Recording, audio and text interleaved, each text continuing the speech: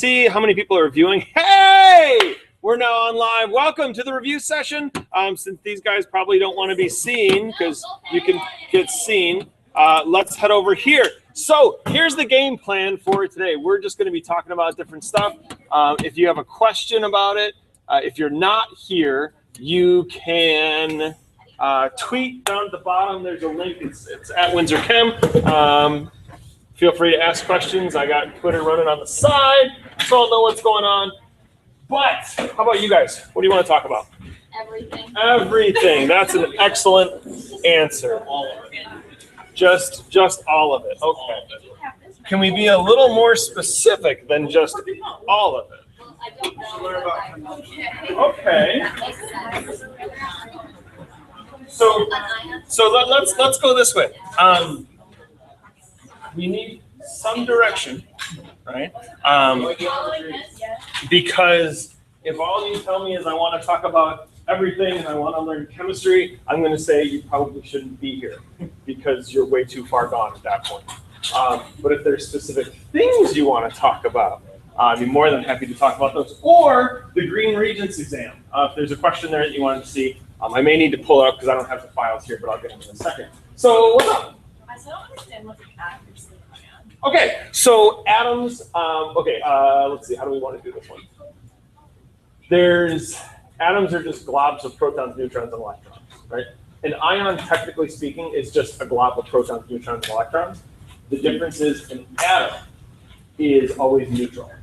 So the protons and the electrons, the positive and negative, they're always going to be exactly the same. So the charge is neutral as a result. An ion is it's an element that is a charge. So the number of electrons and protons are different. It could either be a +1 charge or -1 charge. So, by the way, if you want something to write on, you can grab one of the music stands to write on. Just maybe not grab, don't push down too hard on them because they may break, I don't know. They're what? They're bumpy. They are a little bumpy, but it might be better than writing on your lap, right? So if a question, what I was thinking is if a question says an atom of oxygen, right? So that's just oxygen. That's all that is. But if it says an oxygen ion, that one's going to be like oxygen with a -2 charge. Okay. So when you look at the periodic table, oxygen has an 8 on the bottom and a 16 on top. So if I do that here too, wow, this board feels a lot different than mine. That's weird.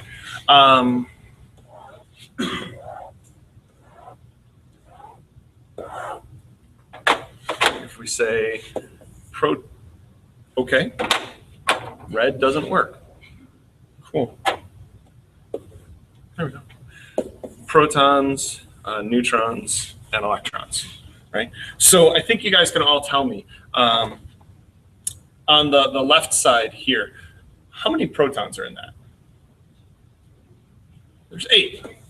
Because the bottom number is always the number of protons. So in the same way over on the right-hand side, there's 8, right? And then let's see, are you gonna there we go. That's better.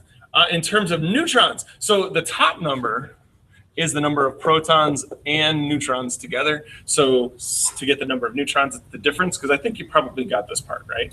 You're okay with this. So this is going to be 8, and so is this one going to be 8. In terms of electrons, though, here there's no charge indicated, so that means it's all neutral.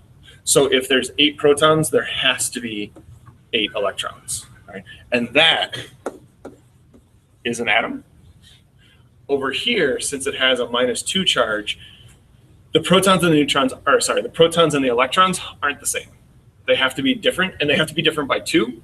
So if you are having trouble, because I know this was a little bit of a trick, was trying to figure out how many electrons there are. You can all tell me it has to be different based on this 2. It has to be different by 2. So I'm either going to have, 10 or 6. And in either case, it's negative, right? I know from there has to be 8 positive things. So if I do the math, -8 plus 10 is -2, right? And -6 plus 8 is +2. Since I want a -2 charge, that tells me there has to be 10 electrons. And that is an ion. It could be positively charged too, but that's the difference. An atom is neutral and an ion is charged. So that's why they typically say an atom of the element carbon versus like a carbon ion. That's why they use that one. That work? Awesome. Yes, ma'am. How are isotopes and ions written? Ooh, good one. How are isotopes and ions, like how would they write them? Yeah. Okay, so let's do isotope first, and then ion over here. So you could do this, right? That's carbon-14, because the mass is what's different about an isotope. So they could do that, or they could do that, carbon-14, where the number is the mass, which again, I know we just talked about is the number of protons and neutrons together. So since that's the only thing that can be different about an isotope, those are, I'm going to say primarily the two ways that they're going to show it. Sometimes they may or may not put the atomic number down there, but they don't have to because it's always going to be the same. An ion, they could really just say an ion of whatever element. If they do that, it's going to be probably be something in group 1 or group 2 because they only have one possible choice. If you get into something like an ion of, oh goodness, iron, that's tough because it could be +2 or +3. So that would be a tricky one to say just an ion. They'd have to say like the iron +2 ion or the iron +3 ion. Right. So they have to get, or I could do like what's another one that does multiple? Nitrogen -3, even though that's not going to happen. We'll pretend that. So they'd show the element with the charge with it. Cool. Other things, other ones, things that aren't quick clicking. Yeah, you'll notice I'm going to try and do my best to let you know who I'm talking to, but because this is online, I'm not going to be using your names. Right, just as a little thing. So on the end, yeah. Okay, was the one you did before a specific question? Or just Which one? like from the green packet? When you're talking about the ions and the Nope. Was there a question? Well, number 2, I was kind of confused with. Okay, let me see if I can find that real quick because that would be helpful. That's not what I want. Okay.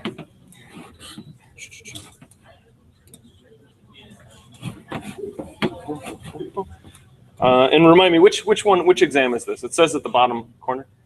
January 14th. Okay. Chemistry, Regents.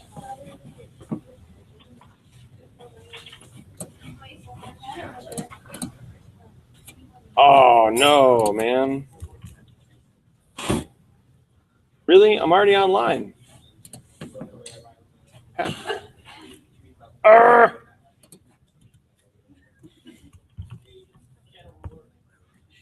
Oh my God. There we go. Okay, I'm sorry. January, what one? 14. All right, let's go take a look at that. And we're back. Yay! We're going over.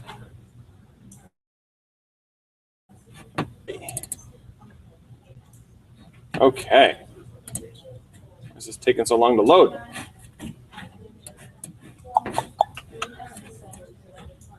Okay, so which one was it again? Question 2. An electron in an atom of sodium gains enough energy to move from the second shell to the third shell. The atom becomes is not an ion.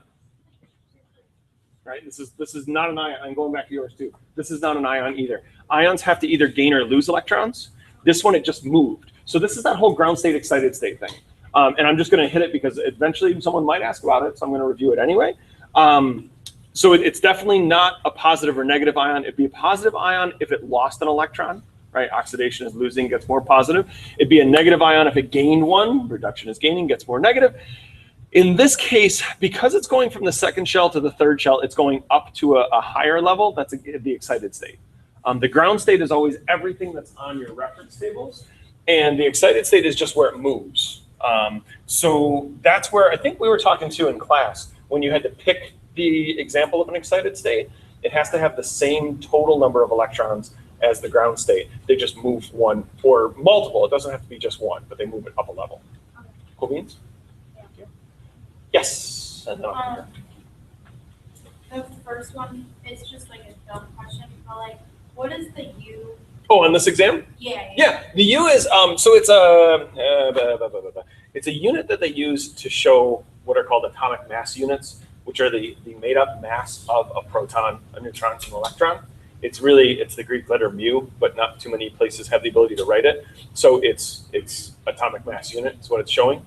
What I would hope, because this isn't necessarily a stupid question, but what I would hope, so protons weigh like nothing, right? They don't really weigh nothing. Electrons pretty much weigh nothing. But protons, like if you held a proton in your hand, would you know it's there? No, right? Choice number 3, 1 gram. That's about a raisin. Okay, 1 gram is about the mass of a raisin. So that 0.0005, that would be if you cut a raisin into a million pieces, and it'd be 5 of those pieces. And you might say, well, that's a really small mass. But do you think that's enough to cut it up into protons? If you only cut it in a million pieces, you'd have to keep going, right? And that's where number 1 is the answer. It's a proton weighs exactly 1. A neutron is just a little bit more than 1, but they call it 1. And then an electron is 0. It's really 1/1836 of an AMU, but it's pretty much nothing. Pretty much 0. Are they follow-ups or is it a different question? This one's like different on the same thing, but it's the same. Okay. Yeah. Because I'm looking, if there's a follow-up here, I want to keep going with it, and then I want to get yours. On like the 1.1, did they ever ask that number specifically? No. Usually what they say, so they won't say what is the mass of a neutron. Typically, the way they do that is they say which 2 things have about the same mass, or approximately the same mass, or it'll be a multiple choice question that says which of the following has a mass approximately the same as a proton, and it says like alpha particle, neutron, beta particle, and positron. That kind of stuff. Does that help? A neutron. Because if you have reference tables, I don't know if you do. Table O is the one that has like all the different pieces and the masses. So you just want to look and see which the mass is always the top number. So you just see which one. There should only be 2 things that have a mass of 1: proton and the neutron. Right? Yeah. Good. Okay, let's come here. Number 7. So do we want to stick with the exam for a little while? Is that what I'm feeling? Okay, so let's stick with the exam for a little bit. Can you go to 29 if we talk about the beta and alpha? Okay. Don't let me forget that, okay? All right. Okay.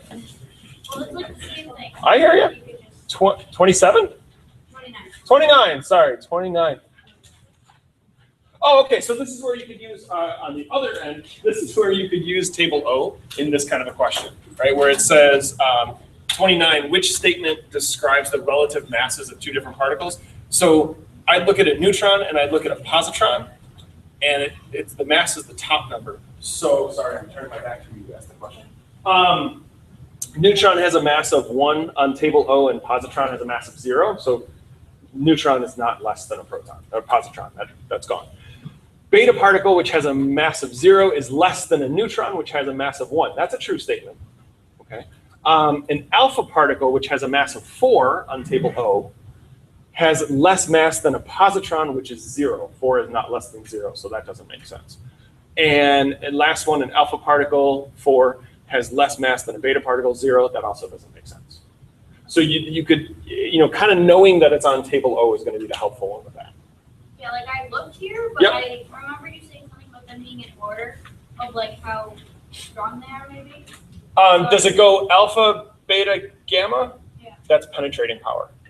That's how well they can push through something. Is that where it stops, and then like the neutron that doesn't matter? It just happens to work for those 2. It's kind of coincidental. Okay. So 29, Follow-up. that was 2. Yes. Follow up or new thing? Yeah.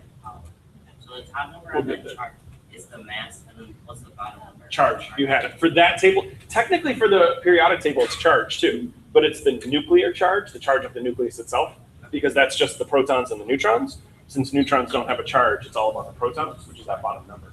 They just don't list it as being positive. That's all. 7? Yes. Okay. 7. Do you want any practice statements? I don't. I recycled them all. Sorry. Oh, I know. Yay for the environment. which was I from here? Yes. Is it on site? Yeah, I know. And we're going to take a look at number 17 here in just a second because we have a viewer online. Woo! But number 7. So what is formed when 2 atoms of chlorine bond together? Okay. Yeah, what did I say? Chlorine, bromine. Were you torn between a couple? Yeah, I thought it was either 2 or 4. Okay, that's good.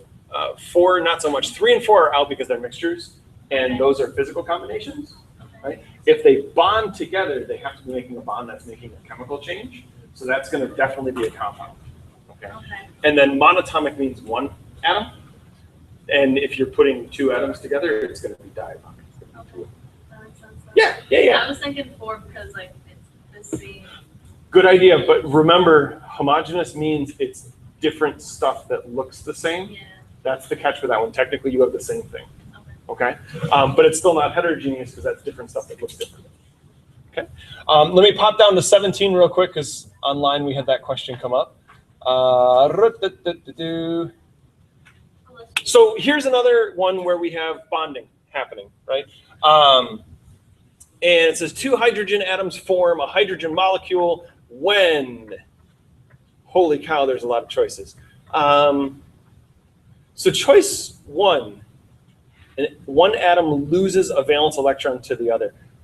Let me ask you all here, what kind of bonding does that sound like? That's ionic, right? Because if it loses, it's transferring. And hydrogen is a non-metal. So if I have non-metal to non-metal, that's going to be covalent bonding, which is a sharing. So it's not number 1 because 1 atom, I guess I can write on this, because 1 atom does not lose its valence electron. Number 2 says 1 atom shares 4 electrons. Well, hydrogen only has 1 valence electron. So can it share 4? No. 2 atoms collide and both atoms gain energy. I don't really like that one, but I'm going to hang on to that one for a second. And then the last one, 2 atoms collide with sufficient energy to form a bond. I like that one more. Because here's the deal with number 3. In order to have a reaction, you have to put energy in, but then energy comes out, right, when the new bonds are formed. So that's why I was a little shaky with that one. But 4 definitely works. This is all about collision theory. It's that things hit together with the right amount of energy to make a bond. They hit with enough. Do you guys remember what's that called? The energy that it takes to get them to come together to start the reaction? Awesome. Activation energy, and then it releases it when the new bonds form. So for you online, I hope that helps. Can you repeat the question? What is it? Collision theory is particles have to collide with the correct amount of energy. They have to have an effective collision, is what it's called. To be effective, you remember the 2 metal, well, you may not. Remember the 2 metal? I do remember. Okay. Where I hit them together and they sparked, right? I had to hit them together correctly. So it was not only how hard I hit them, but the angle. So that's what it's all about. An effective collision is all about proper, they say angle and, energy and orientation, but speed works. Hi. Can you go over like the nuclear chemistry, like the fusion and things, On the test or in general? like in general? Okay, so yeah, nuclear. Let me flip back to some stuff here.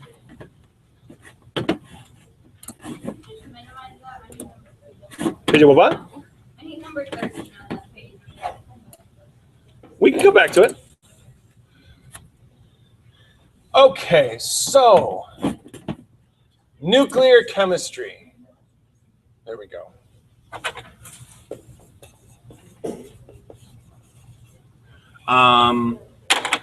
Let's get a little more real estate here.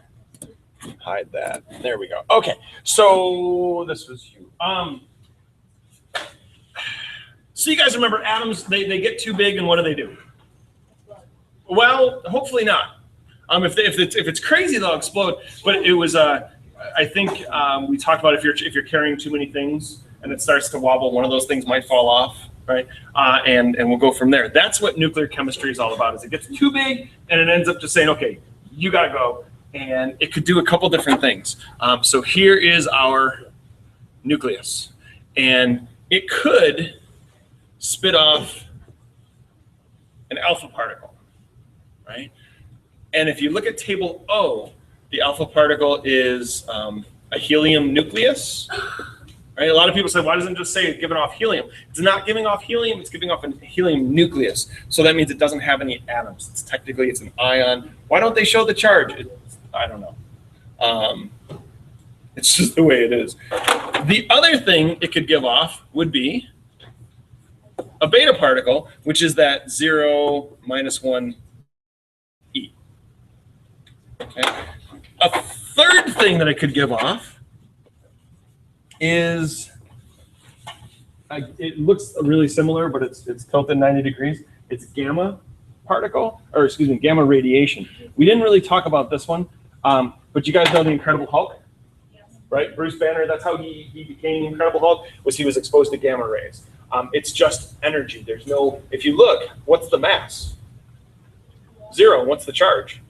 It's not a particle, it's energy, right? It's just energy. And then technically the fourth thing that can happen is that crazy positron that we've been talking about a little bit, right? Where it's 0 + 1 e. It looks a lot like a beta particle. It looks a lot like an electron, except it's positive. So those are kind of the 4 ways that an atom a nucleus can try to become more stable, is to give off either an alpha particle, a beta particle, gamma radiation, which is just releasing energy, it doesn't actually change it, or a positron. So does that part help a little bit? Is there a particular question you're thinking about? I was looking at, like, I don't know, I just was looking through like the ones that have to do with like. Yeah, no, I completely understand. So we did that homework page 1 where you had to fill in the blank, right? That's one way that we could do it, and we talked about it the last day with table N.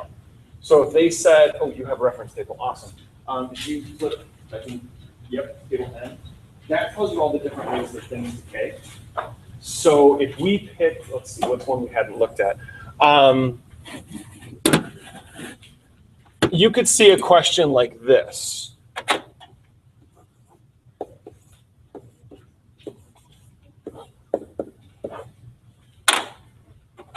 And it would say something like, complete the equation for the nuclear decay of nitrogen-16. Okay. So if you have a table, that's great. If you don't, I know it's okay, but you do, so I'm going to pick on you a little bit. Can you find nitrogen-16 on the table? Yeah. I think you may have to go, I don't know if these ones are going to be open or if you got to go like all the way down, but just let them know you're with me if they give you a problem. What decay mode does it go through? Okay, so here's the catch. There's got to be 2 things here, and you all can tell me, I now know one of them has to be a beta particle, which on table O is that 0 -1 e. And then all of a sudden this becomes homework page 1, where I say, okay, 16 on the top on the left, what plus 0 is 16? Yeah, 16. And then 7 on the bottom on the left. So careful with this one. What minus 1 is 7? 8. Let's see if I can get rid of those circles now. Not quite. Okay, we'll just do that. Yes, and I heard it. Which one is it? Yeah, it's oxygen. So nitrogen-16 turns into oxygen-18. And I think it says the half-life for that is like 2 seconds. No. Yeah, is it seconds? It's on table N with the decay mode. Is that, so the person who asked this question, you got table N? Yeah. What's it say for the half-life for nitrogen-16? Okay, so 7 seconds. So does that help out? There could be some more stuff that comes up here in a second, but yeah, go ahead, keep going, and then we'll go I was ahead. looking at this question. Okay, that one. It says, it's number 48. And it Okay. says, like, when an atom of Na. You go to keys, it becomes empty. Yep. And then, as it says, it becomes releases. Uh-huh. Then like I would come here and have that. Awesome question. That's a great question. So, which number is that? Like the question number? Yeah. 48. 48. So it says, you're going to have to walk me through it again. It says sodium 24 becomes magnesium 24. Okay, then I think I know the answer. Because it gives off, and then you look on table N and it says nothing about sodium, right? They did this on purpose. That's why they told you what it becomes, because you can figure out what it gives off, whether it's an alpha particle, beta particle, and what are the choices? Alpha, beta, neutron. So I'm going to have to do the math because I can already tell the top number has to be 0, right? So it's going to have to be either a positron or a beta particle. It all comes down to the bottom number, right? So when I look up sodium, it's 11 and magnesium is 12, right? So what number has to be on the bottom then to make this true? And that means it's an electron, so it's a beta particle. I'm listening. Number 84 on this packet has a question like that. Okay, let me flip over and take a quick peek at it here. 84. And I did see the question come in online. I'm going to get to you. We just got a couple here first. So thanks for watching and just be patient for a second. You guys are doing awesome. Someone asked a question online, so I'm guessing they're waiting, thinking No, I didn't. I guess. Oh, 84. Do you have the answer booklet? Yeah, and I remember the homework we did where you had to like make sure they add up. So I put 104 on top and then 51 on the bottom. Why 104? Because it says 108. Yeah. So when you just and then other because it has an arrow. And then there's a Oh, okay. So how about then? Because I don't have an answer booklet. Oh. So can you tell me what the setup looks like? Okay, so it has I Yep. 108 on top of the 53. Okay. And then it has helium with 4 over 2. Sure. And then there's a plus and a blank that you have to fill in. Yep. And I did Yep. 104 with 51 on the bottom. Okay. But I didn't know, I put like 8E.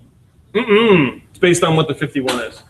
You got to look up and see what element number 51 is. The 104 probably isn't going to match, but the 51 will, Oh, okay, so you just look at the bottom number and find that element? because that's unique to the element itself. All right. Let's go for, oh, you know what? I haven't talked to you yet, so let's talk to you and then I'll get yellow shirt. Can you go back to 49? 49. Let's take a look at 49. Yeah, we can piggyback them. Oops. 49. Oh yeah, okay. Here, let me pop this up for people online in case they don't have it real quick.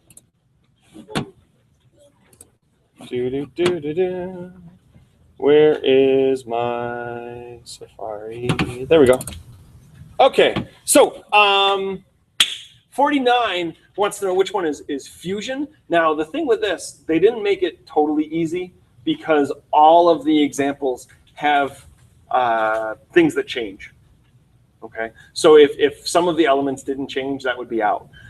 What I need is nuclear fusion, which is when you're putting things together. So number 1 is out because that's splitting things apart. That's fission. Well, actually, that's technically speaking, that's beta decay. It's not really fission. Number 2 is fission. That's splitting a large nucleus into 2 smaller ones. Okay. Number 3 is fusion. You're putting things together. The reason number 4 isn't fusion is even though you're putting things together, if you look, you end up with more things than you started with. So you're really splitting things apart. It's just that's artificial transmutation where you had to bombard it to make it happen. Okay. Are there questions about this one or another one? Woo! All right, we might go into a.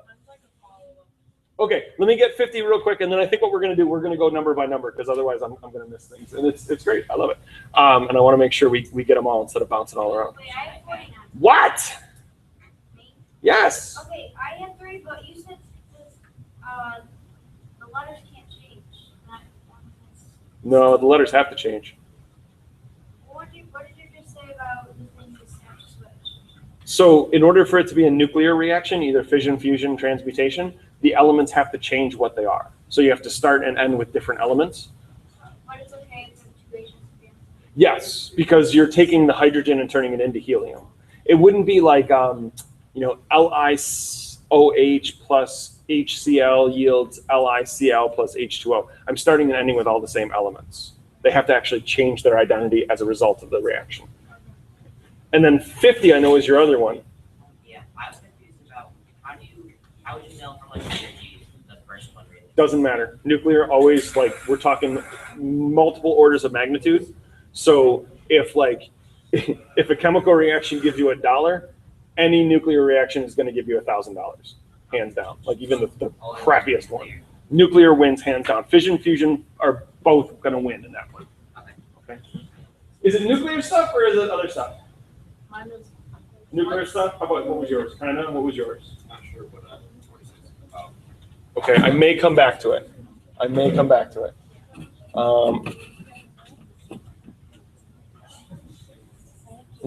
that one, okay?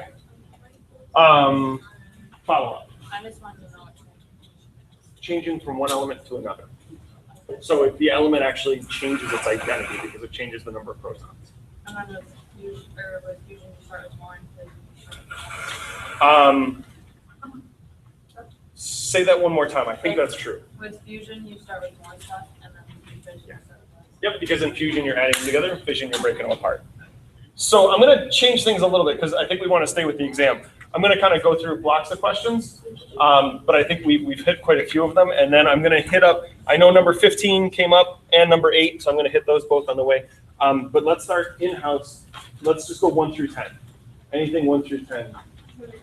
Yeah, for the green, because I think this is going to help. Yeah, because there's a request for 8 too. How about you though? 10? Okay, we'll do 8 and then 10. So let's blast up here. Because also I don't want to run out of time with you all is the other thing. So, okay, here's 8. Thank you for your patience, by the way, online. Oh, okay. So 8 was gold, and this was you? Number 8. Okay. Gold can be flattened into extremely thin sheet. Malleability of gold. So it has nothing to do with 1 and 2 because the decay mode just says what it's going to turn into.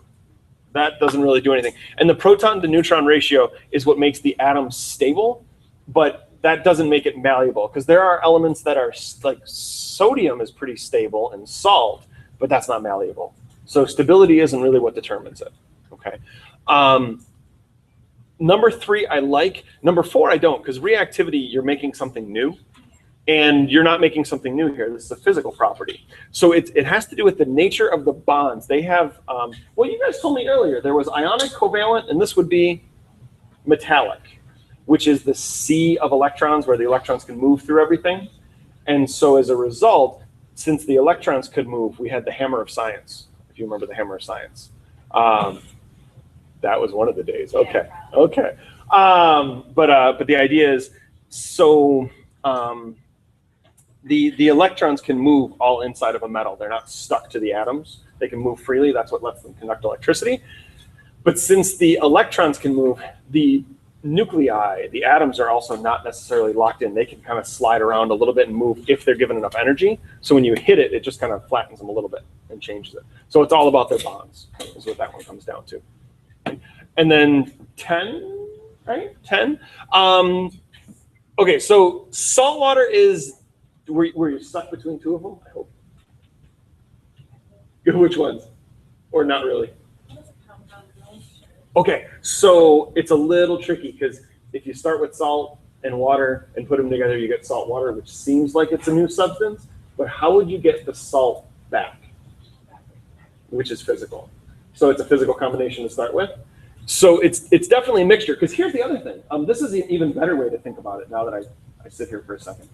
Compounds always have to be the same no matter where they are. When you make salt water, is it always guaranteed to be exactly the same? Nope, could be different concentrations. So that also indicates it's a mixture. Compounds always have to be identical the whole time. So it's definitely a mixture. And oh, how about that's the answer to the question, because the composition can vary. So that help with that one? Awesome. Yeah. About that same one. Yep. So like, 2 and 3 would not be true at all, but like if the question was like about a compound, you would say the compound, because of the proportion of the atoms, is fixed. Yes. Yep. Yeah, because think like water always has to be H2O, always. Right? It can't be H3O is something different. Yeah. It's a different compound. So Yeah. compounds are always fixed, and mixtures are always varied. Yes. And just to add to it, it doesn't change anything.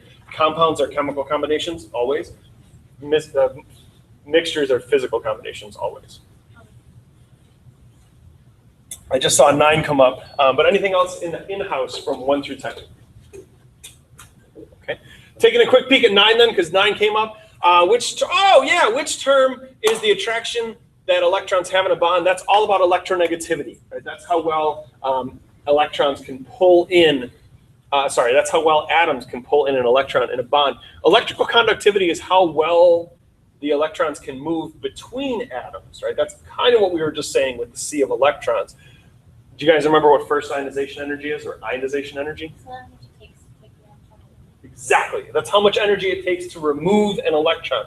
First ionization energy is to take a valence electron, like the outermost one. Second ionization energy is how much it takes to remove the next one, but they don't have that in your tables. It's just first. And then mechanical energy is just energy of movement, energy of motion. Anything else 1 through 10? Okay, let's go through 20. I do see that 15 came up, but let's see if we got stuff in house. 15? Okay, let's take a look at 15. All the properties of ideal gases. Sure, is that this question? Yeah. Okay. Okay. Yeah, that's the best way to review this. We'll talk about all the different properties of an ideal gas. So kinetic molecular theory has 4 conditions. Gases move in constant straight line motions. Even though it looks like smoke circles sometimes and swirls, we talked about it goes in a straight line until it hits something, and then it bounces and goes in a different direction. Okay, so that's true.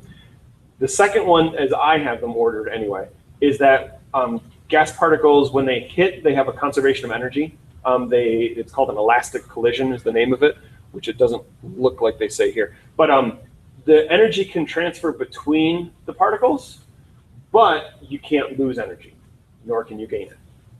That makes sense? Okay. Number 3 is gas particles have, this is where we started talking about the word negligible. Right? They have a negligible volume. So compared to the total space that a gas occupies, the particles themselves take up very, very little space. And then the 4th condition is that they have no attraction for each other. Okay, so when I look at this, according to the kinetic, which statement best describes it? Gas particles are arranged in a regular pattern? Heck no! Guess what that is? That's solids, like through and through, that's solids. Force of attraction between gas particles is strong. Absolutely not, because if it was strong, they wouldn't be a gas, they'd be a solid. Maybe a liquid, but a solid. The gas particles are hard spheres in continuous circular motion. The hard spheres part kind of has me a little hemming and hawing on it because atoms are empty space. But the circular motion, nope, they go in straight lines. Gas particles may result in transfer of energy. Yes, transfer, yes, loss, no. Cool beans? Okay, so that was, I think that was 15, which was the online request. Yippers. Okay, let's go here. I haven't talked to you yet. 13! Yeah, that one too? Okay. We did this. We did this because this is January 2000 or June or January? January 2014. Because this was on the June Regents last year, and I went, oh, I should have done this as a demonstration, but it was at the beginning of the year. I was right when I came back. You guys had no idea what to take from me. So iron is magnetic, like true statement. Sulfur, not. Right? Sulfur kind of looks like chalk, except it's lime green in color, right? And it says, what occurs when they form a mixture? So here comes the thing we talked about. Mixtures are physical combinations, always, right? That means their properties don't change, okay? So in this case, and it's important that they're done at room temperature. If you heat this up, it makes a chemical reaction, is why they said room temperature. So iron is still going to be magnetic. That's true because it retains its properties. Iron loses. No. Sulfur, you're not going to gain or lose properties. You're always going to keep the same properties. Okay. And they changed this. The first time they asked it, they started listing properties, and every teacher went, not every kid knows what this stuff looks like, so that's why they went to retain, gain, lose properties. Others through, what are we at, 20? Through 20? Sorry? 16, and then 19? Okay, 16. Concentration.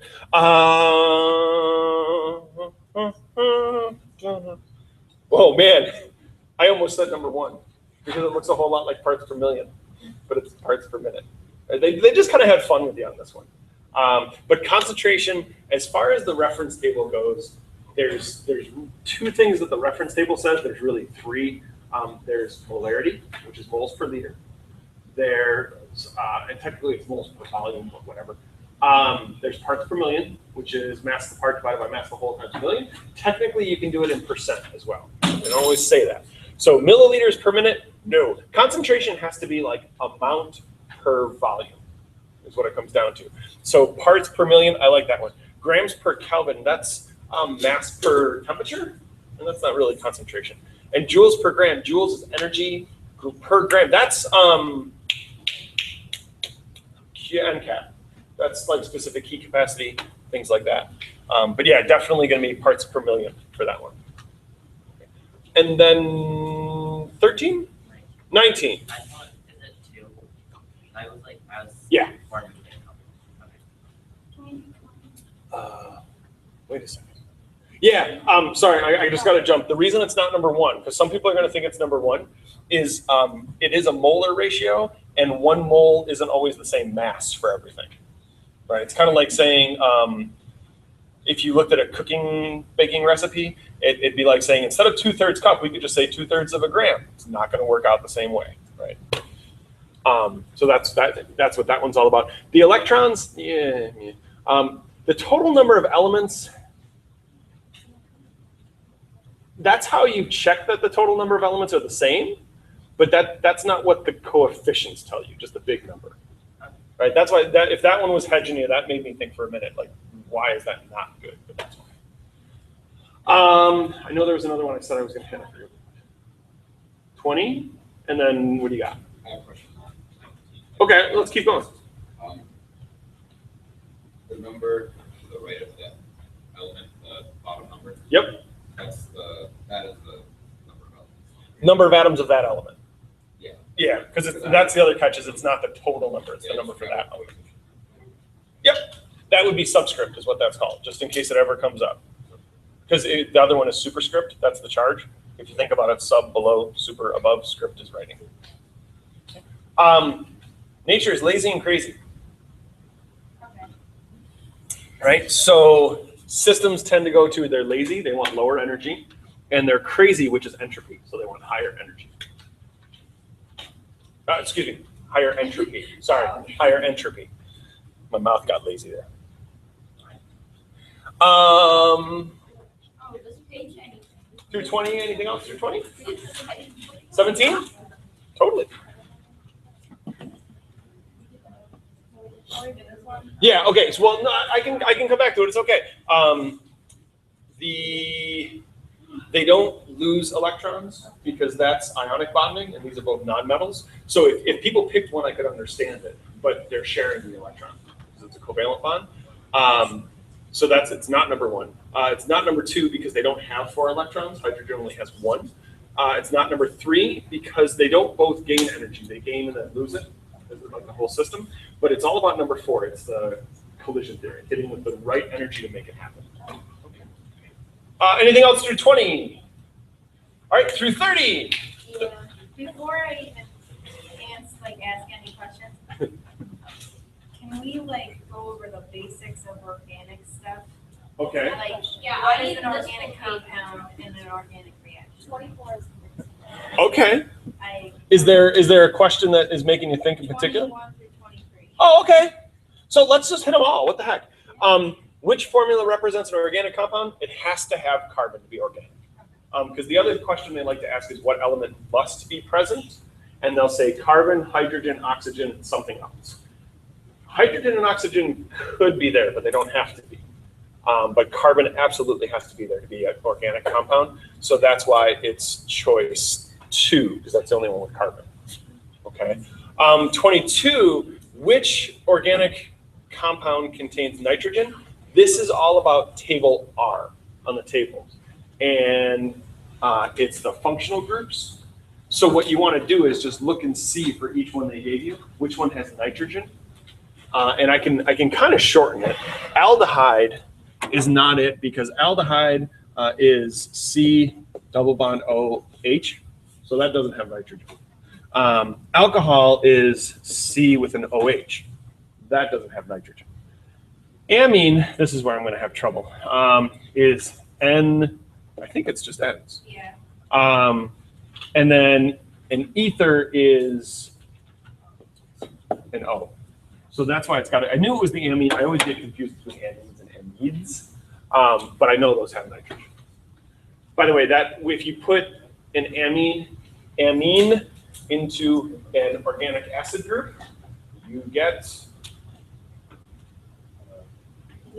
bingo. Amine with an organic acid makes an amino acid. They asked that once, and everyone went, "What?" Because they had no business asking that. I don't think it's going to come up again. I just threw that trivia out there. Right. And then 23. We talked about this, I think, either Monday or Friday, and it was really quick. So, which term identifies a type of organic reaction? Okay, so let's do elimination. What's deposition? From a gas to a solid. Yeah, thing. Yes, going from a gas to a solid is deposition. What's distillation? Separating two liquids on boiling point. So you could get rid of water, but that. Yeah, and unfortunately, that's a really important phone call. But I'm not going to take it in front of you. Because they would love the fact that I'm doing a review session online right now, if you're watching, people. No, it's a good thing. I might be.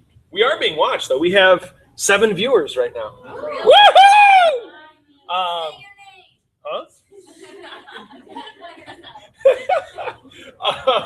Well, I can tell you who a couple of them are. It's different, no names. But in reality, I really don't want to use names because that does get into a major privacy thing. So that's why when I switch the screens, if you guys notice, I keep covering up the picture because technically I shouldn't show your face. But it might be. But what I was saying, the reason you got to watch out, distillation, getting rid of water is also evaporation. So that's where it's a little tricky. The big difference, distillation is you're pulling that water back, you're collecting it. Okay. Sublimation. What's sublimation? Solid to a gas. Esterification is an organic reaction, and guess what you make? You make an ester. Okay. I know that was a little tricky. The other organic reactions we talked about are addition, which looks a lot like synthesis. It's just organic. There's substitution, which looks a lot like single and double replacement. It's just organic. There's polymerization, where you put things together to make a long chain. Fermentation, where you make alcohol. And how about the one where you make soap? Because everybody asked about that. Saponification. Awesome. Is this how it will always be asked, like with a bunch of them that like? It could, or they could do it as a picture. They could give you a picture of the reaction and say, what type of reaction is this? And you'll look to see if it makes an ester, if it's an esterification. You look to see if it makes an alcohol for fermentation. Saponification, they can never show you that one because there's so many different variables you wouldn't be able to see it. But they might say this process makes soap, something like that. I'll give you that. Oh my gosh, 24 should be. You might get this one. Which is a hydrocarbon. To be a hydrocarbon, the only thing that can be there is, hydrogen and carbon, right? So here's what I'm thinking. Butanol ends in al. That means it's an aldehyde that has oxygen in it. Butine. Do you guys remember what that Y on E means? Triple bond, and that was on the table of hydrocarbons. That's the answer. butanol is an alcohol that has OH, and butanone is a ketone, it has an O. So for that one, you just have to figure out based on the name, which one only has carbon and hydrogen. Okay, it is a little chilly. It's gonna be a stark contrast to the cafeteria, which is gonna be scorching. Is it number 2? Yes, yep. You're 26? Yeah. So far, yes. And yeah, 26 all around. All right, let's do it. Wait a minute. What was yours? You had one. Have we gotten to it yet? It was a redox question. Oh, that was way beyond, it was like 40. Okay, because I knew it was there somewhere. 20. Oh, this is easier than you think. No, really, it is because I really hope you all took out choice number 1. I didn't even know what it was. 26. So yeah, because here's the deal. Which is an electrolyte? That's something that conducts electricity. Remember the light bulb? Number 1 is sugar. When I put sugar in there, did it work? No. And that's why I told you they always are going to put sugar in there. Number 2 looks a lot like a base because it has OH, but it has carbon. And we said bases never have carbon in them. That's going to be an alcohol, which means it won't split. Organic things don't split up unless it's an organic acid because it's an acid, so it's going to split, right? Number 3 is a base, and number 4 is it's hydrogen. It's a molecular compound that's not going to split and make ions. So it's all about number 3. Electrolytes have to be acids, bases, or salts. And in this case, that's a base is what you're looking for. Yep. So because they're always going to put sugar in it. So if you remember that, you'll always be okay. 27.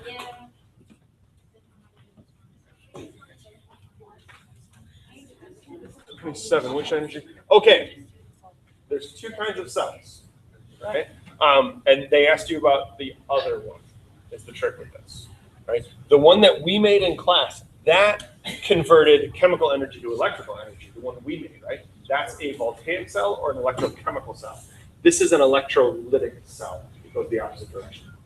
It makes, because it needs that battery, so it puts the electrical energy into chemical energy. Okay? Can I say it again? Yeah. Sure. So the one, there's 2 kinds of battery, there's 2 kinds of cells. 3, no, 1.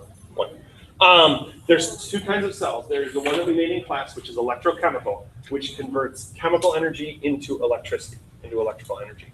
The other is this one, which is electrolytic. That's where you, we talked about plating jewelry and things like that. That requires an energy source. So that takes electrical energy and converts it into chemical energy. That's why it's choice number 1. So the other one is the opposite. They're opposites of each other. All right. And I know, because really that's what it is. It just depends on the one is a battery, so that makes electricity. The other one needs a battery, so it uses electricity. It's electrolytic, needs a battery, electrochemical, or voltaic. They've been using electrochemical more than voltaic over the last 3 years. Wait, Do you have a question for her? Is that what I'm picking up? I don't understand that. Like that What? information, what even is the answer then? Number 1. Because you have to, what are you getting out of an electrolytic cell that you what's the product? So I totally understand.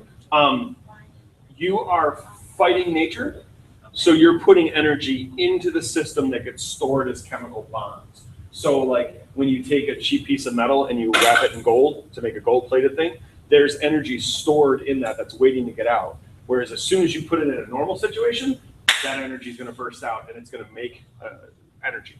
Okay.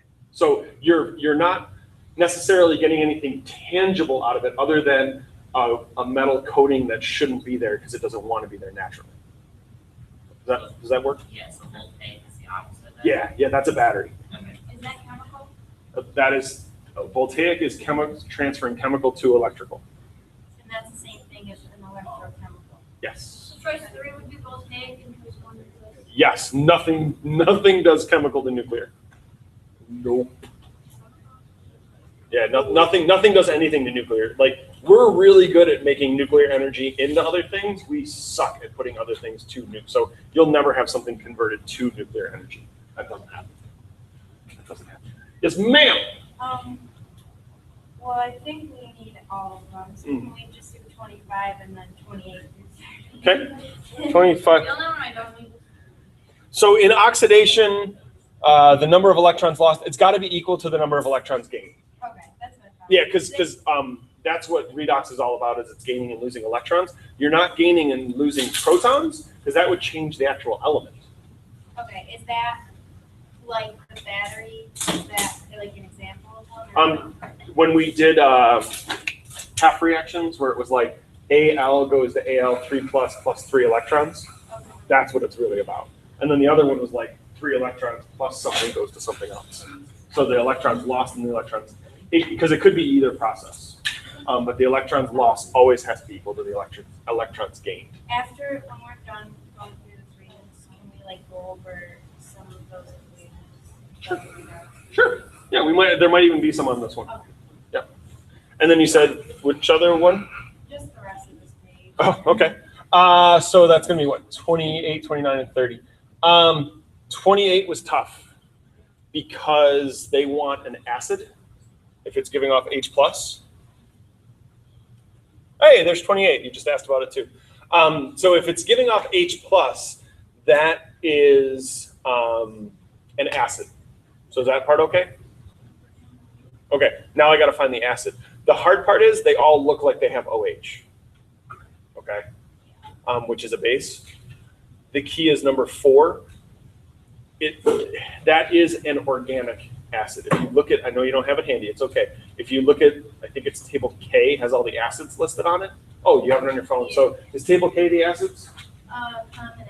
Yeah, the last one on table K is that. It's acetic acid.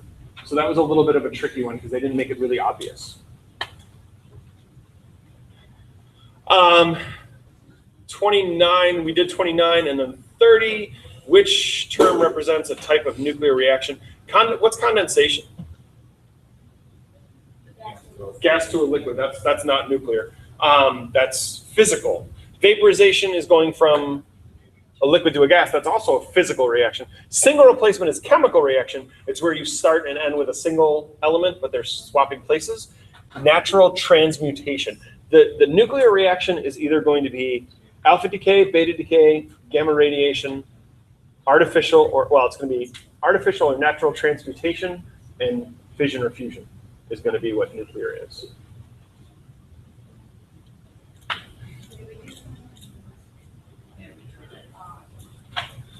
Anything else through 30? That's all of them. Yep. It's okay. That's what I'm here for. Then how about through 40? 31? Oh, okay. You have to look at your periodic table. For 31, the periodic table is going to help a little bit. I think, I'm not totally sure, these are all in the same group.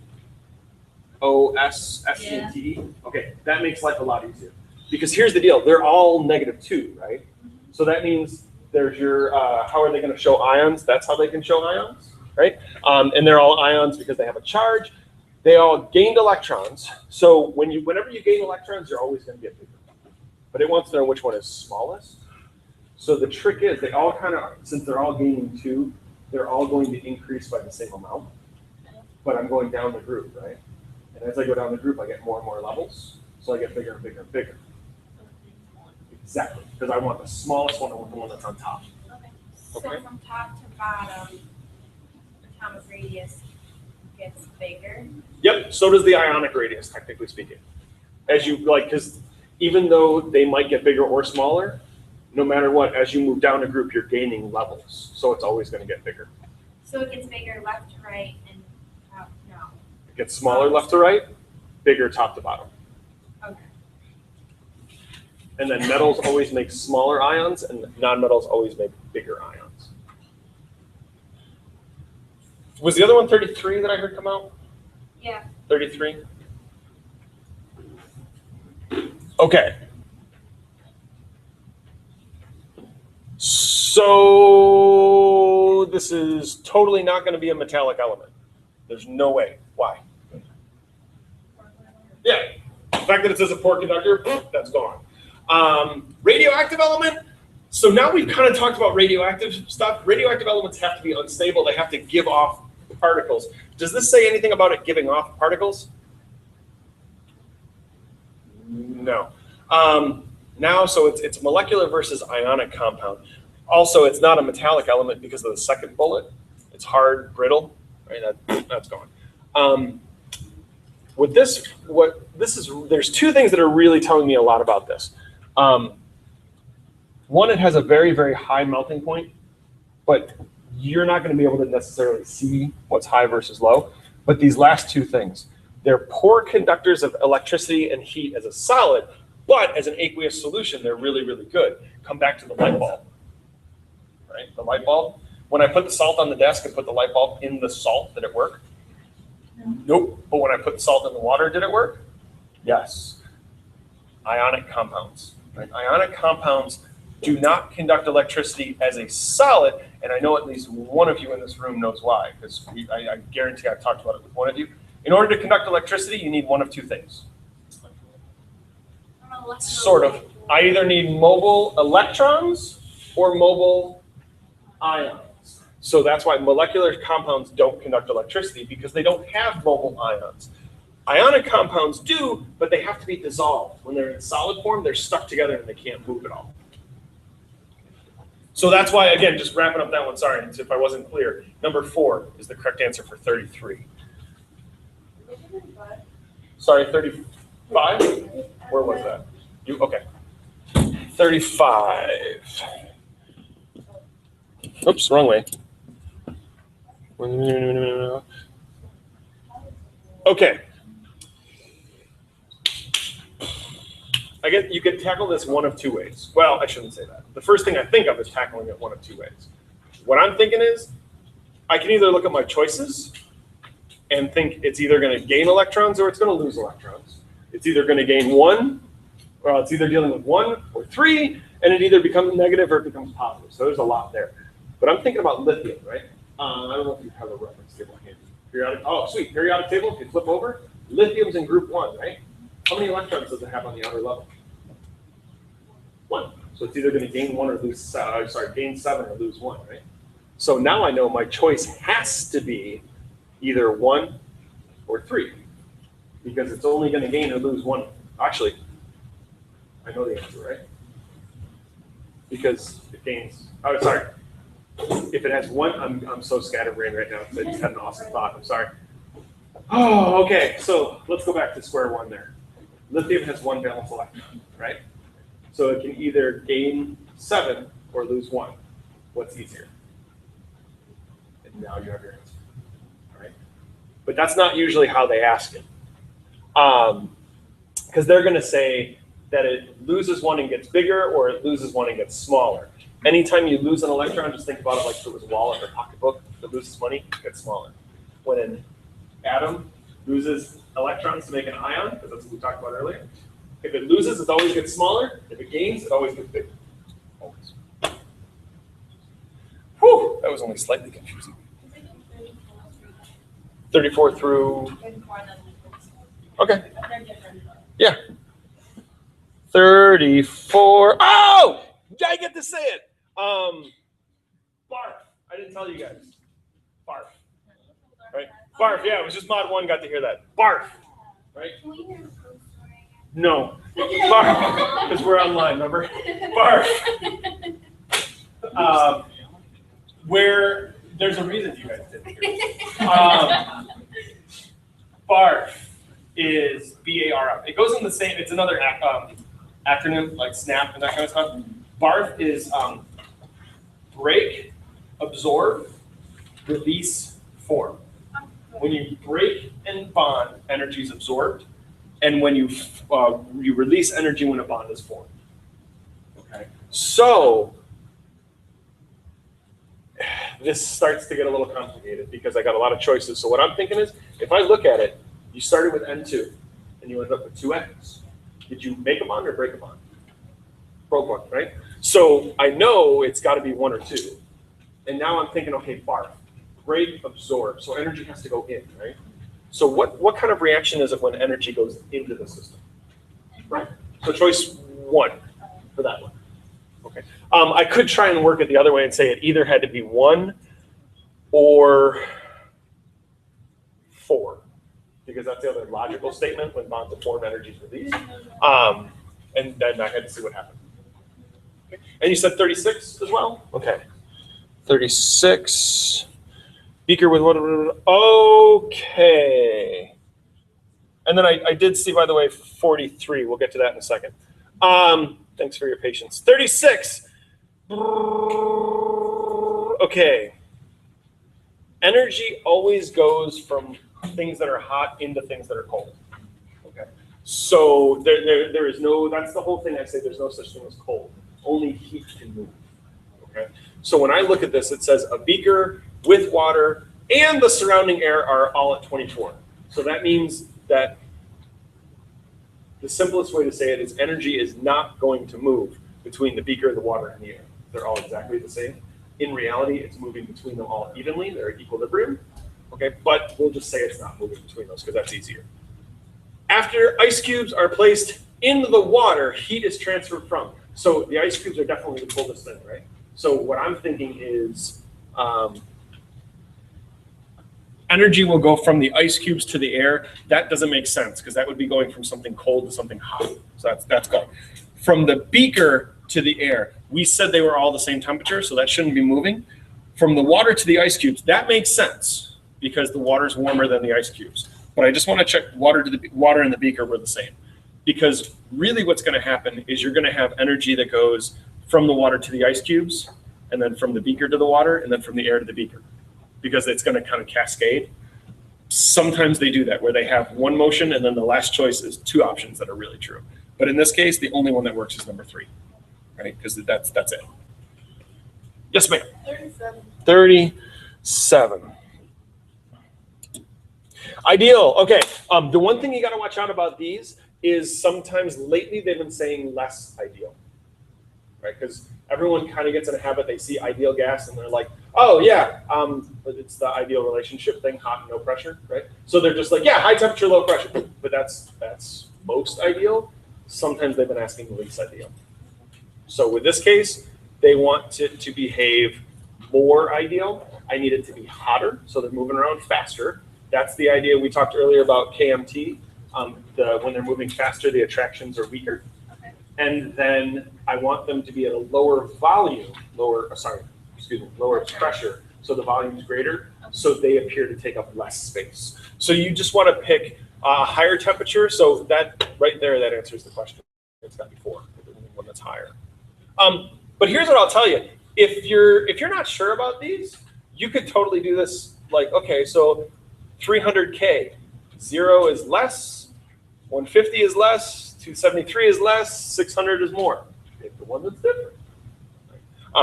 Usually that doesn't work, but it does with this one. Yeah. And then I've been 38. When a sample of gas is heated in okay. So I heated it up, right? So the pressure should, this is what we did in lab, the pressure should go up. And that means it's either 2 or 4. And temperature changes are the only ones that are numerically proportional. So what I mean is going from 200 to 400 is doubling the temperature. You're going to double the volume or double the pressure, depending on what you're holding here. So in this case, you're going to increase the pressure by a factor of 2. Pressure and volume, those, like, remember that was the curve where it kind of went, right? It wasn't direct. But temperature changes are direct, they're proportional. Does that work for you? Well, like, and the last thing that you said on the like with the gas, with the temperature goes up, the temperature goes down. Temperature goes up, pressure should go up. Because think back to the Charles Law lab we did. We heated up that sphere, that gas metal ball, and the volume should get bigger when you heat it up. But because we held the volume constant, the gas was trying to expand, but it couldn't, so that makes the pressure go up. So temperature up, pressure up. So if it wasn't in a container, it could, like, it would, the pressure would, Probably stay the same oh, because the volume would get bigger, because it's easier to change the volume than it is to change the pressure. It's the whole reason why balloons blow up. so the answer is two. Yeah, 2. Now, did you have another question? Because I saw your hand go too. That was it? Yeah. Okay, so I think it looks like we're through 40 maybe? Anything else through 40? Okay. So 43 came up. So I'm going to take a look at 43 and then we'll look through 50 altogether. 43. Oh, that's not the one I thought. Okay. Oh, so this question is 43 is super duper easy if you know where to look. In order for an element to react spontaneously with something else, this is so the orange shirt is in a very comfortable chair. And if I want that chair, what do I have to do? Yeah, I can't say, would you please move? Because if I say, would you please move, there's no. Right? So in order for me to replace orange shirt, right, very formal names here, I have to be, comparatively, I have to be stronger. I have to physically move her out of the chair. In order for an element to react with another element, it has to be physically stronger. It has to be more active. And if all of a sudden, if I say it has to be more active, that table J. Now the catch is you're reacting it with HCl. That's not on table J anywhere. But I'm thinking HCl is an acid. It gives off H plus. So on table J, I'm going to compare this to H2. I want to see which one of those choices is more active than H2. And if I had to guess, I'm going to say the answer is 4. And that's because that's exactly the lab we did. We mixed zinc with hydrochloric acid to get hydrogen gas. So that was the idea with acids react with active metals to form hydrogen gas. That was all on table J. So I hope that helps. I hope you're still watching too with 43. Others through 50. Yeah, I haven't talked to you, but then I'll get you to 46. 46. Let me just clear this off. 46. That was yours, wasn't it? On the end, that was Yeah, yours. I figured it out. Okay. So we see, and here's the great part. With this, it doesn't. Those are the two cells we talked about: electrolytic cell and voltaic cell. They've been using voltaic. I can never guess if they're going to use voltaic or electrochemical, but those are the two. Right?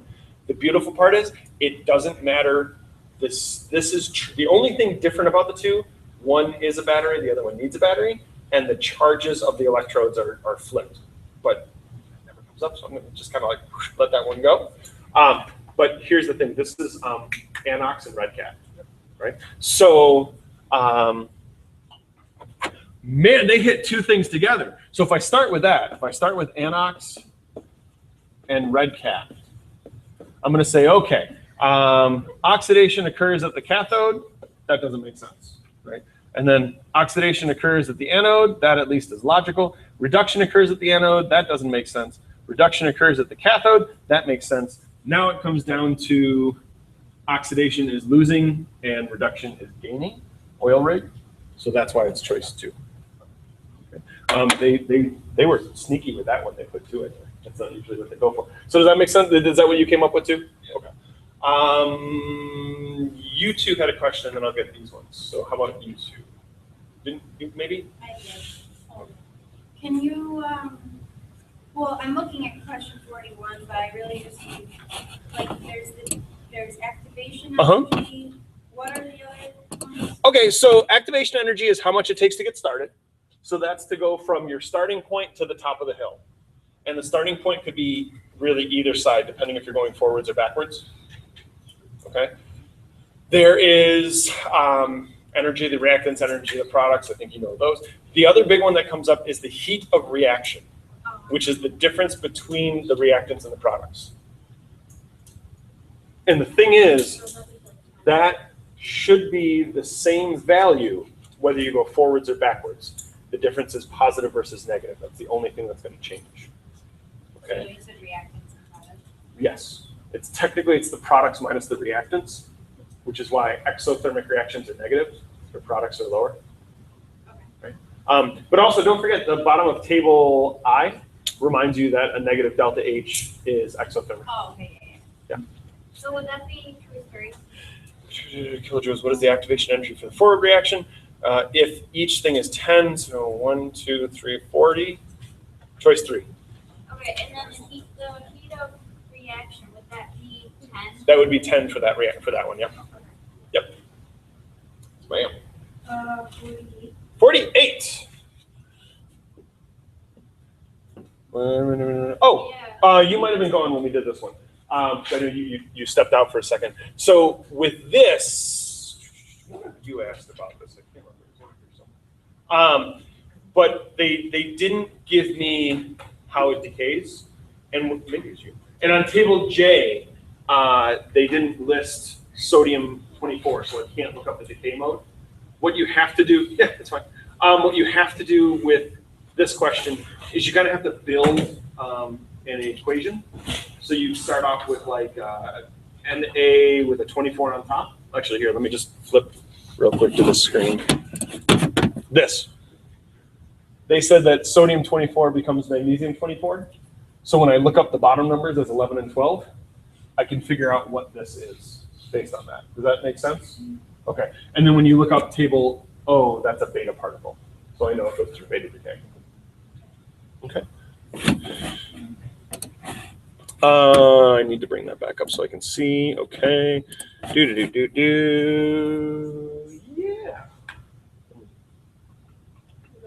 Okay, you go first. Second. 42. Yes.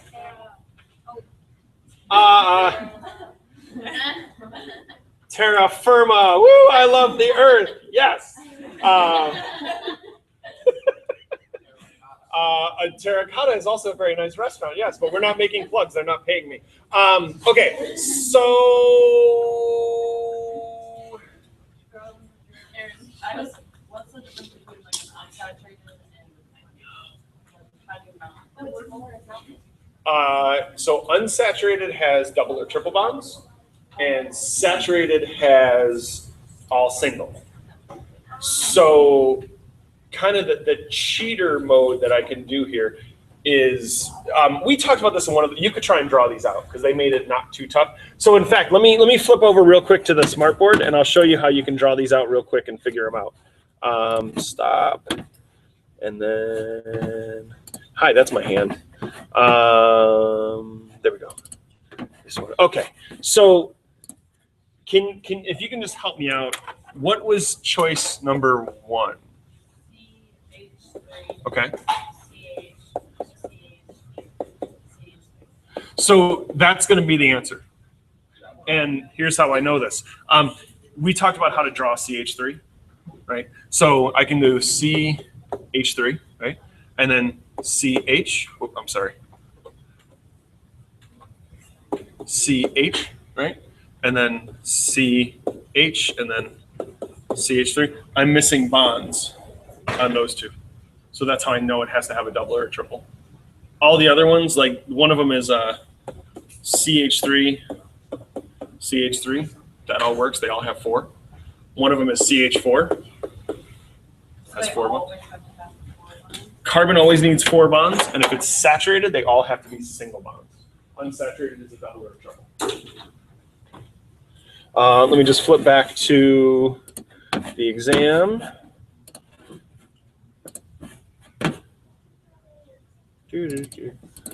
Okay. Yes. 45. Yeah. Oh, okay. This is cooling water. This is Q equals MC delta T. Right. It's been a little while. In fact, I can draw this here. So Q equals MC delta T. So they want to know how much energy. That's my Q. M is my mass, which is 50. C is that 4.18. And then delta T is the final temperature, in this case 10 minus the initial, which is 20. So the trick is they put this in scientific notation, but I think when you do the math, you're going to get an answer that's like 209 something, something, something. Was it? Let's find out. To what? Oh, you people are killing me. So let's see if I do, come on, snap, and fine. Clear. 50 times 4.18 times negative 10 is 2090. Right? So they just put it in a significant or a scientific notation is all they did. But based on getting that answer, that's the only one that makes sense. Right? What was the formula used for? Q equals MC delta T. Because it wants to know how much heat is released. And that formula, I'm not being a jerk, that formula is under the category called heat. Yeah, I just wrote blanking. It's all good. Yes, Doctor Who. I have the same shirt, by the way. How do you do 44? Well, it's actually pretty easy. You start with a line, and then you put a 90-degree line onto it, and then you do that again. 44. I didn't get one. I was like, Oh, okay. 44, and I think, did this come up over here too? 43 did. I'll get 43 in a second, and 45 and 47. 45 we just did, so 40 and 43 we did. Okay, sorry, I'm just making sure I got the online ones too. So, the number of moles of electrons gained by 3 moles of lead. So there's lead right there, right? And it's super duper convenient that there's a 3 in front of it, because that's how many it wants there, right? So it goes from +2 to 0, right? So how many electrons does it take to go from +2 to 0? 2 for PB, right? But there's 3 of them. So it's going to be 3 times 2, which is, yes, 6 moles. Okay? That makes sense. Yeah, you see, once you see it, it makes sense. It's getting to the point where you see it, though. No, not a question. Okay. Others through 50? Yeah, that's good. Well, I tell you what, there's 45 and 47. Let me see. 45 we just did. Let's check on 47 real quick. Okay, 47. Okay, let's talk about this for a second. There are 2 acid-base theories. There is one, and I'm doing air quotes for you that can't see it right now. There's one acid-base theory, like they said. The other is the Arrhenius theory, which is acids give off H plus and bases give off OH minus. They will always call that the Arrhenius theory. They'll never call it according to one, right? So it's because they don't want to call it the Bronsted-Lowry method theory. I don't know why, but that's all about accepting or donating H plus, right? So really what it comes down to is it's either choice 1 or choice 3. So if I look at H2O, in order to gain or lose H's, the only thing it can become is H3O plus. So you guys can tell me, does H2O have to gain or accept or donate H's to make that happen? Yeah, this has to accept H plus. So it's acting as a base in that case. Bases accept, acids donate. Acids lose. Yes, ma'am. okay, I know you already did 42, but I still don't understand like what I'm looking for. Okay, so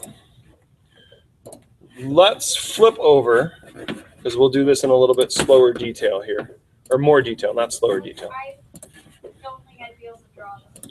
Oh, it's super easy. So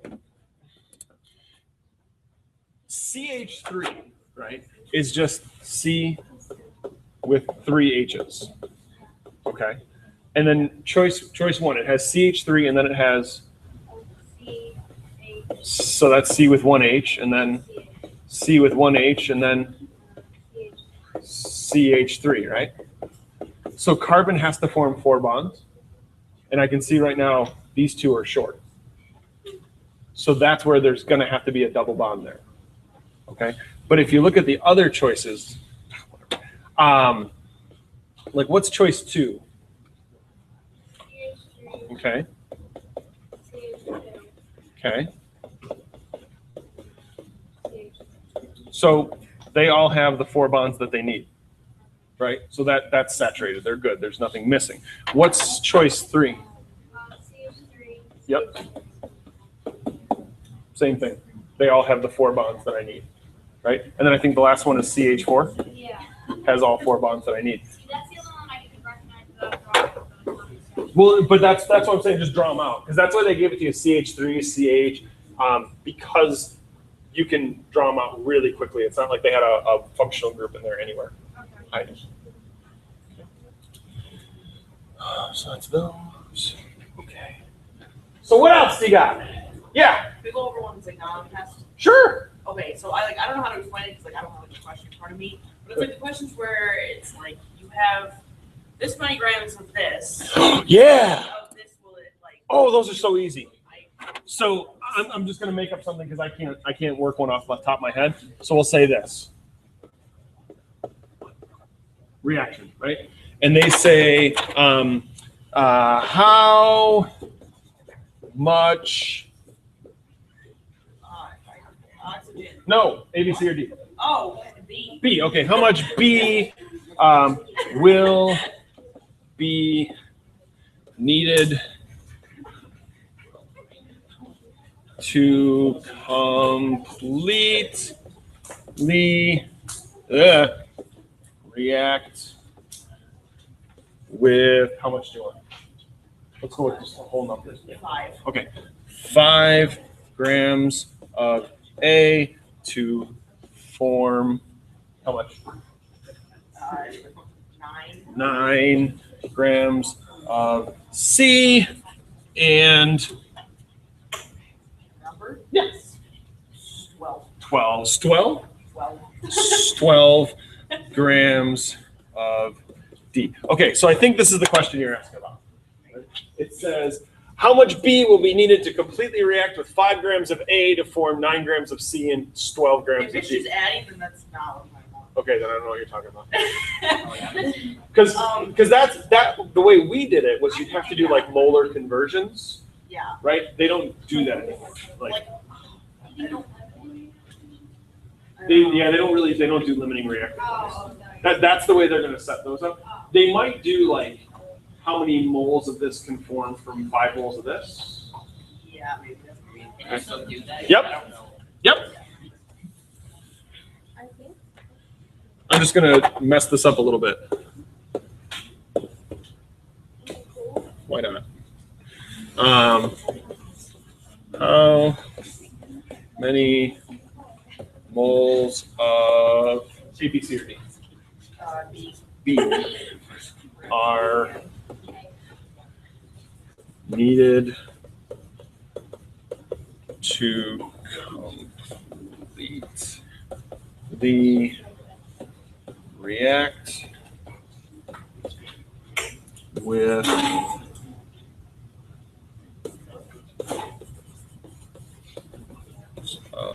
A. How about that one? Yeah, props. How many moles of B are needed to completely react with 14 moles of A? Yeah, that's the. Okay, you can do this as a unit cancellation problem. Yeah. You can do this as a proportion, or the way the Regents always sets it up, you can do it by I. Okay, like just do the math in your head. So, do I care about C and D for this? Nope. What did they give me in the question? 14. Okay, so 14A, right? Yeah. What do I have to multiply 2 by to get 14? Okay, and since this is a ratio, whatever you do to one, you have to do to the other. So if this is 3, 3 times 7 is what, 21? Yeah. That's your answer. Or aren't they usually like weird numbers though, but they're not that nice? And if they're not, just you can set up a proportion. You could do like 2a over 3b is equal to 14a over x. Right? Because that's what you're doing. It's a ratio. It's the same as if I did 14a 2a 3b. All the same thing. But usually they work with numbers that are kind of easy to work with. Right? Yeah, no problem. What else you got? We do short answer. We only have about 10 minutes. So if you want to pick one. 56. Okay. Oh, and was there a one? I think okay, let me just hop back to the Regents exam here real quick.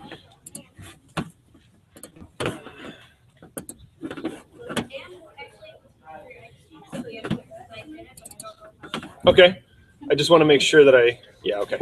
What one was it? The one I want you to do. Yeah.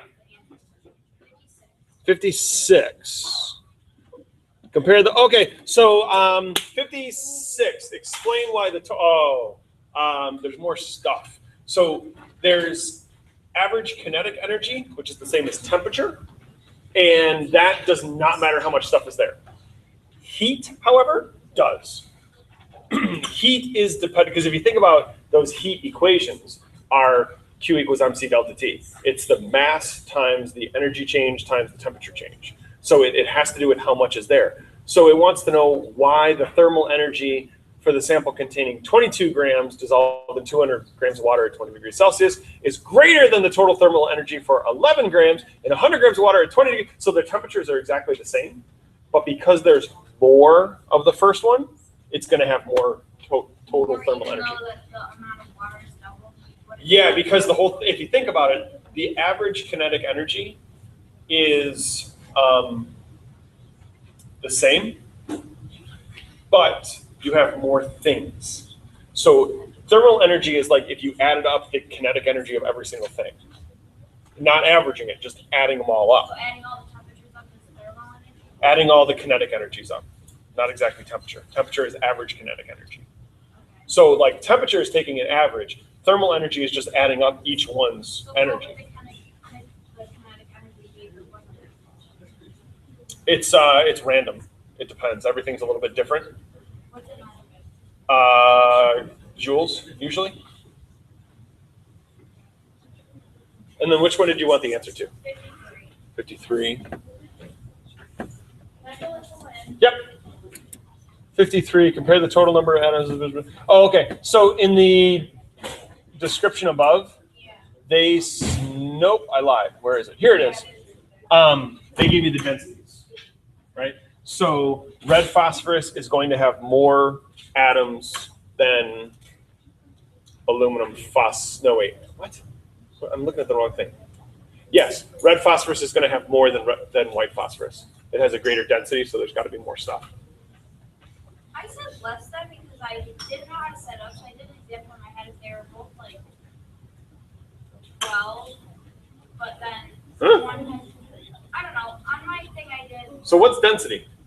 mass divided by volume. So what if their volumes were the same? What if they were both 1 cubic centimeter? You'd have 2.16 grams of one thing, right? And then 1.8 grams in another. The one with more mass, gotta have more stuff. Okay, I did like the cubic centimeters, I did that as the volume. Uh-huh. So I say I took 12 and I divided 1 by 3 and 1 by 4 to see, and I said that the one divided by the smaller number is bigger. I'm not understanding why you're dividing stuff though. Like to get the density, I don't know, never. They gave you the density. How do you solve that? They gave you the density. No, that's how you solve it, because we're talking about 53, right? Yeah. So they gave you the density. Red phosphorus is 2.16, and white phosphorus is 1.823. So density doesn't matter how much you have; it's always the same. So even if you had the same amount of stuff, like these two folders, right? If this one weighs more, even though they're the same size, if this one weighs more, there has to be more stuff in there, even though it's the same exact size. So the density is going to be, there's more particles in here because that is greater density. Okay. It'd kind of be like if there were, 50 people in this room, the room would have a certain weight. But in the same exact room, if we had 50,000 people in it, the room would weigh more. And that's because there's more people in the one that weighs more. Same space, greater weight. Yeah. 77, sure thing. Oh, let me get rid of the line there. 77. Boop. Oh, okay. This was a little tricky. 77. In the ground state, an atom of which noble gas has the same electron configuration as the sulfide ion in Ag2S? Do you have a periodic table, Andy? Okay, because I'm looking at Ag2S. The S ion in this case, I'm pretty sure it's going to be S minus 2. Is that the charge that it takes on? Yeah. Over in group, I want to say 16. Okay. So what does it list as the configuration for sulfur? Okay. So if it gains 2 electrons, that means it's going to be 288, right? Right. The other way you can do it is, since it's gaining 2 electrons on the periodic table, go from sulfur and just go 1, 2 over. That's kind of the quick way to do it. If you go off a level to the right, just remember to drop down when you come back on. If you go off a level backwards, go up a level. Like if you go off the table to the left, you come back on the next higher level because you lost a level of electrons. If you go off the table to the right, you come back on the lower level. Right. Others. Yeah, on the end. 65. And then.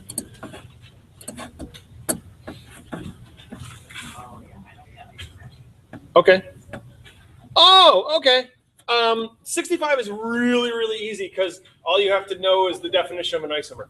But if you don't know, it makes it tough. So we talked about ions earlier in the class. Ions are the same element with a different charge, right?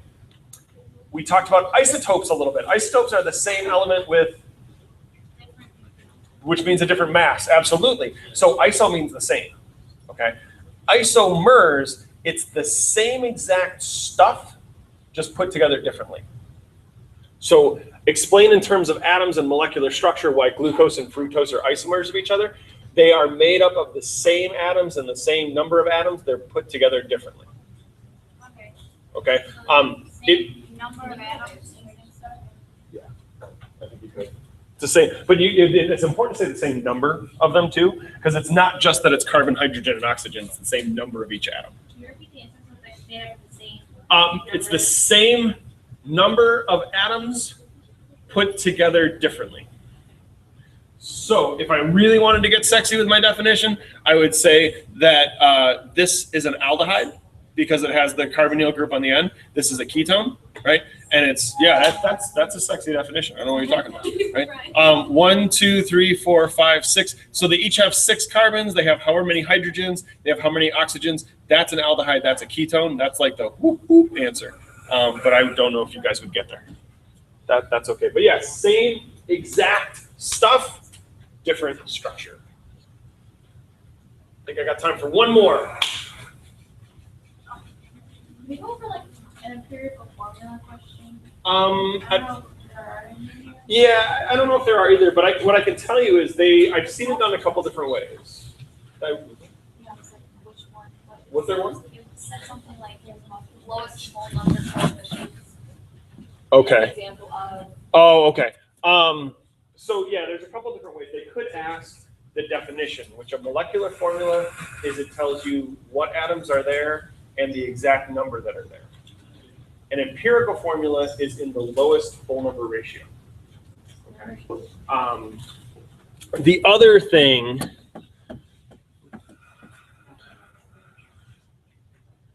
yeah, so thank you. Number 18, which formula represents the simplest whole number ratio of atoms in an element's compound? That's the empirical formula. Okay. Molecular formula is exactly what's there. The other way I've seen them do it is they'll give you a formula and say, what is the empirical formula? And it's just that one reduced as far as you possibly can. Not just reduced as far as you can. Because they usually, if it's like sugar, if it's C6H12O6, they'll give you C3H6O3. So that's reduced, but it's not reduced as far as you can. So you need to be reduced all the way. And empirical formulas can also be molecular formulas like water, H2O. You can't reduce them any further. So in that case, they're both. So there was a question once that said, which of the following formulas could be both an empirical and a molecular formula? That really means they're looking for the empirical formula, the lowest one. Okay. Yes, ma'am, and then on the end. What is the point of the empirical formula? So it's because we learn it backwards from the way it was created. When you get an unknown compound in lab, you run it through a machine that spits back the percentages of each element. So you say, say like, okay, so it's 20% carbon, 15. I'm making up numbers. 15% oxygen and 30% hydrogen. Here's what the empirical formula is. That machine also says the molecule weighs this much. So you build up the empirical formula to get the molecular formula. Okay, because you can figure out the ratio based on the percentages, but that doesn't tell you how they're put together. That final mass does. Does that make sense? And ma'am. 72 and 73.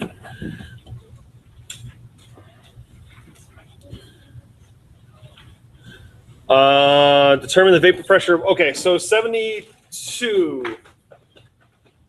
Identify a strong molecular force. Strong intermolecular force, they're looking for hydrogen bonding. What are other options? Dipoles. That's it. Yeah, because there's three types of intermolecular forces. There's hydrogen bonding, there's dipoles, and there's van der Waals. Van der Waals is absolutely the weakest. It's for nonpolar things. Dipoles is strong, and it's for polar substances. The more polar they are, the stronger they are. And then there's hydrogen bonding, which is by far the strongest. You got to have hydrogen, and they need either F, O, or N present. So that's what that one is. For number 73, the Gesundheit, the vapor pressure of water. Determine the vapor pressure of water at a temperature equal to the boiling point of 2 propanone. So they gave you the boiling point of 2 propanone in the question, 82.3 degrees. So then you need to look at table H, which has vapor pressure on it, which I think is maybe the 4th page. That's okay. It's still alphabetical. H. Got it? So you find 82.3 degrees on the bottom, and then follow that up until you hit water, and then go over, and you find the vapor pressure. Cool. So unfortunately, I'm going to have to cut it off there because I'm going to maybe spin this around. Can I spin this around? Maybe.